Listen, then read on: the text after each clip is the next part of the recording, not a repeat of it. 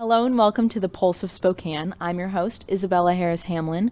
We're here with Lonna Smith today, who's the executive director of the Wishing Star Foundation. Yes. Lonna, how are you? Doing great. Thanks so much for having me. Yeah, we're excited to be here with you. Thanks. So let's jump right into it. Tell me about the foundation and what they do.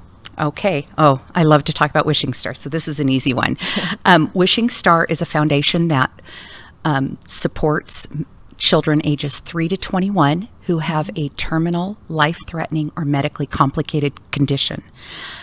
So we have just a variety of different kiddos within our organization, and we are a wish-granting organization, much like there's other organizations people are familiar with that do wish-granting, but Wishing Star is different.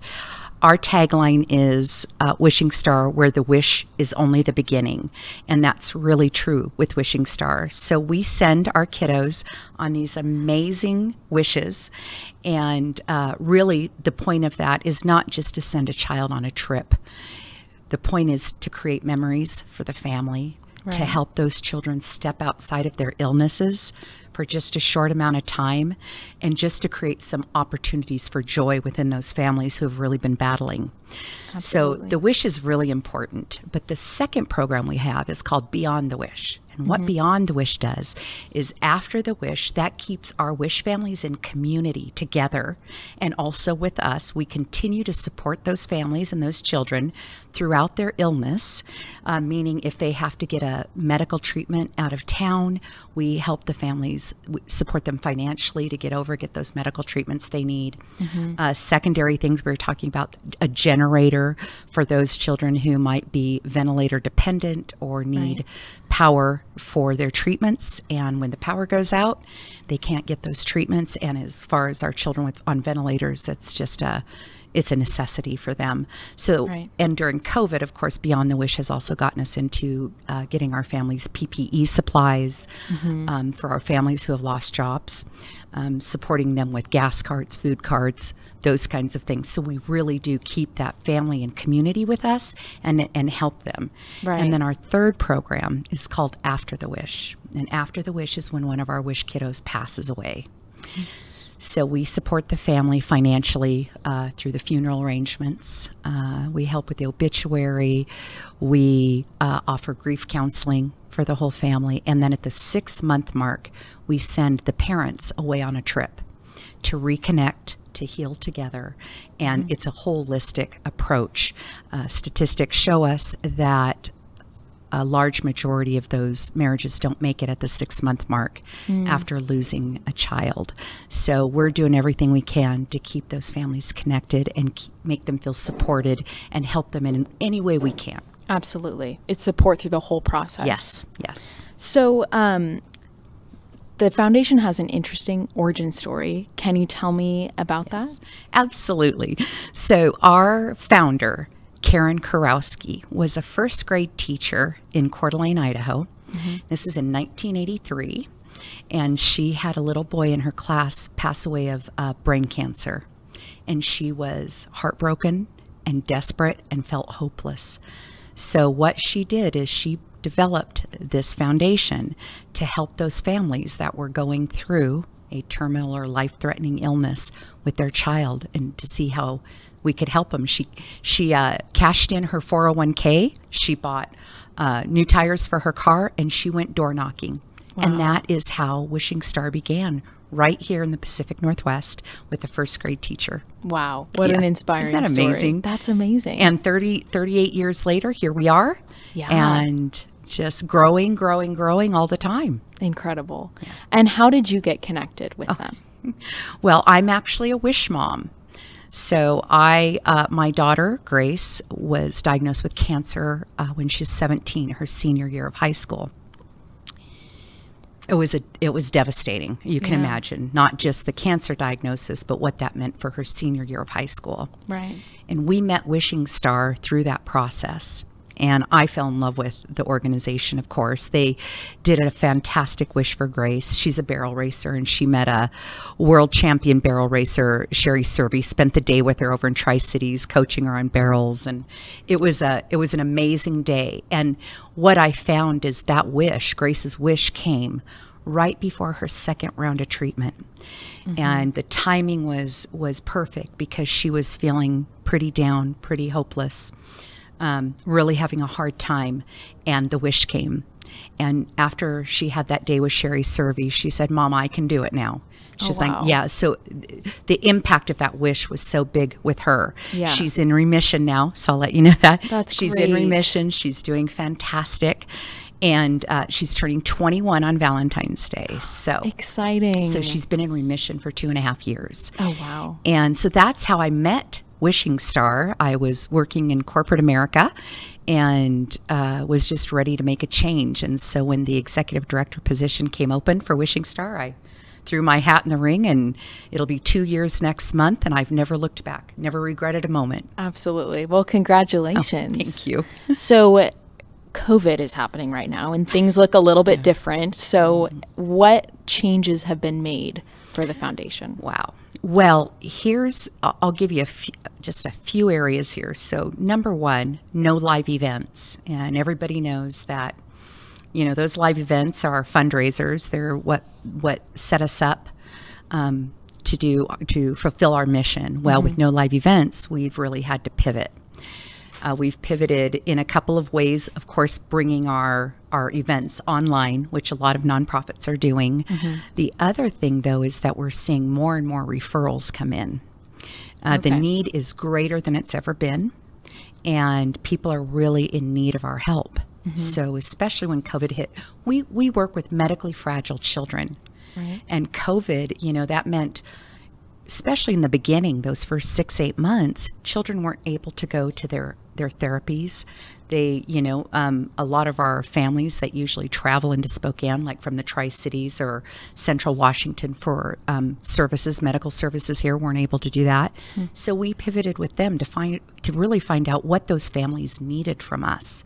And a lot of that was PPE supplies, so masks, sanitizer, gloves, anything you can think of that we've been providing. So every month we've got 100 of those PPE bags going out to those families. So we're keeping them stocked up so that they have a safe environment for their kiddos. We're also, now we transitioned our wishes. So a lot of our wishes are travel wishes, experiential wishes. Well, last spring we had to cancel 18 of those wishes that were to happen just in a 3-month period. Yeah. And we actually have 29 kiddos right now that are in that wish granting process. We have 37 referrals that just came in, and we have another 21 that are waiting to even go through the referral process. Oh, wow. So we're seeing this increase in the need. But of course, then the challenges with the fundraising to meet those needs. Yeah. We don't ever want to turn down a child that meets the criteria to be a wish kid. So we are really working around that. So we've pivoted to do more grant writing. And that's been very helpful for us. Our Director of Community Partnerships, Cindy Guthrie, has been amazing. With her job, we have some board members who have grant writing experience, and so we've been going to the grant side. We've also had some incredible businesses come forward and say, we want to do a third-party fundraiser for you, which is music to our ears. Yeah. Because one, that means they want to be partners with Wishing Star. They want to be wish makers with us. And the other part is just how giving this community is.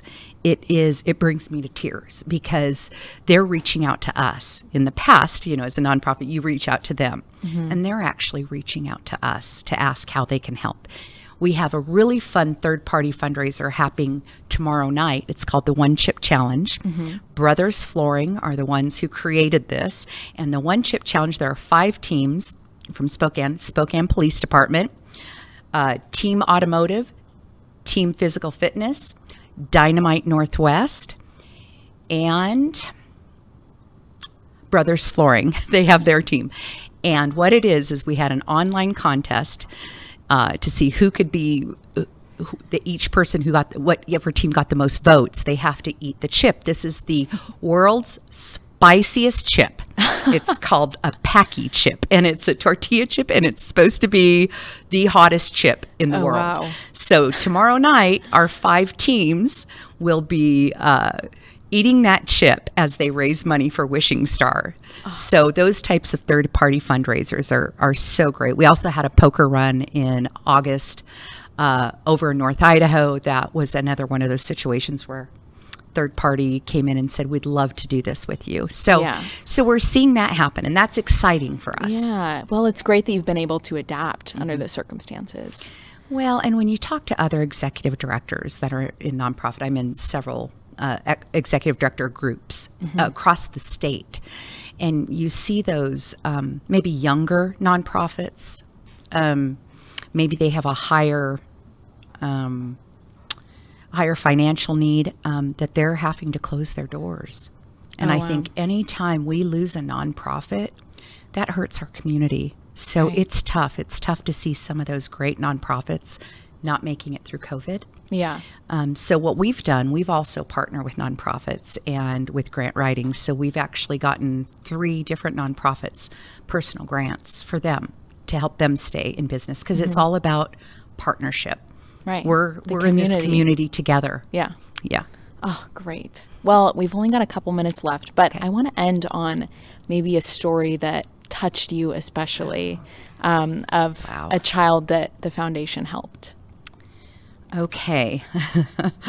I'll probably talk about Liam today. Liam is a amazing little 6-year-old boy who was diagnosed with cystic fibrosis, which is a terminal illness. And Liam is curious and funny and exciting and a little bit ornery, just good ornery, lovely. And he's being raised by a single mom, and she has a new baby, and Liam has an older brother.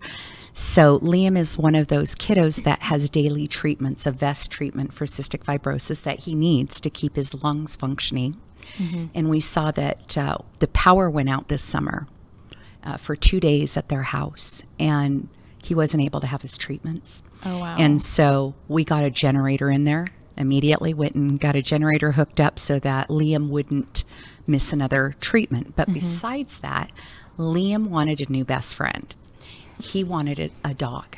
He wanted a puppy. So it's not puppy season, but my program director, Avery De La Rosa, man, she got on the phone, called every breeder, every person, everybody. Trying to make it work. And we found a dog. We found a 3-year-old dog that had been trained. We took it to do extra training to be an emotional support dog for Liam. So when he's starting to have an attack, the dog will notify his mom. And so we were able to deliver that dog last month. He's this big, white, fluffy dog. His name's Damon, and they are the best of friends. So when we're able to bring that kind of joy, not only that, but for Mama to have some peace of mind at night. Yeah. So if something happens with Liam, Damon will come and get her. And then also that generator. That is really a life-saving piece of equipment for them. Right. We've actually done several generators this summer for our kiddos who are ventilator dependent or something like this that need medical treatment at home.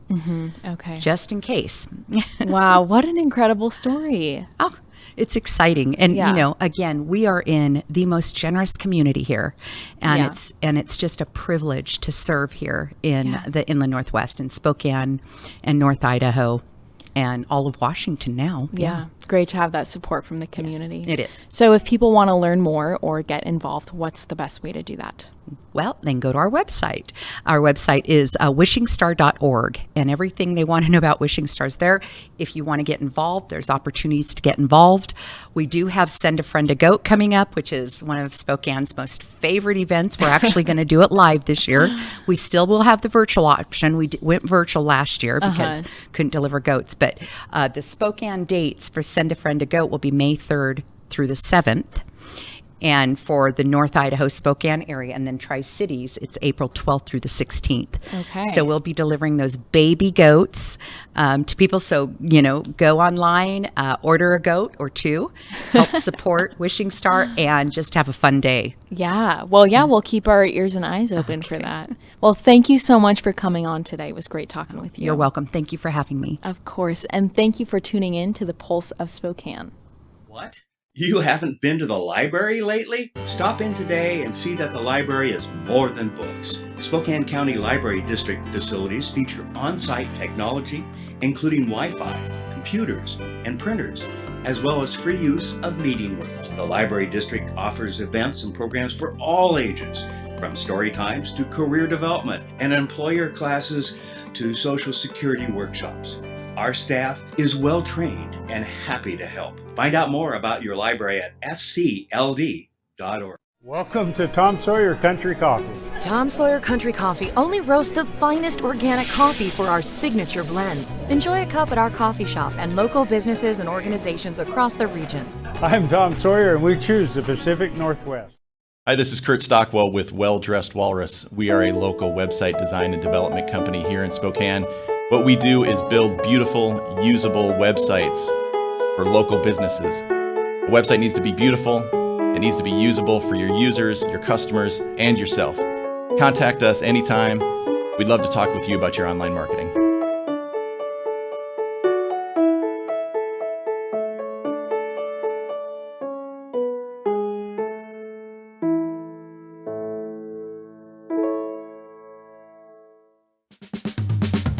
Thanks for watching this episode of The Pulse.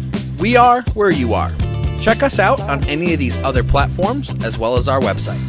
This show is sponsored by Local 29 Firefighters Union, Homes for You, and Apex Cannabis.